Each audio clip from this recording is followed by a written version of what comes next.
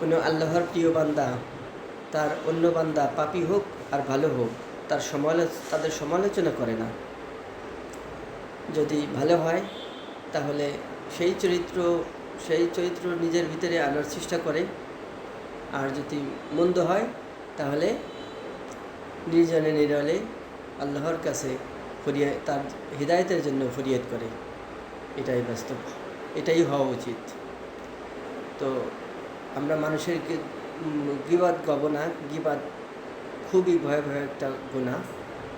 তো যেই গীবাত গাবে সমাজে, সে যত বড় হুজুর হোক, আপনি মনে করবেন সে অবশ্যই খারাপ। তার ভিতরে ক্ষমতার লোভ আছে, সব কিছুর লোভ থাকবে। সে কোনোদিনও সহি মানুষ না। গীবাত বর্জন করতেই হবে। তাহলে গীবত যে বর্জন করবে সেই সৎচরিত্রবান এবং ধর্মভীরু মানুষ, পরকালে বিশ্বাসী।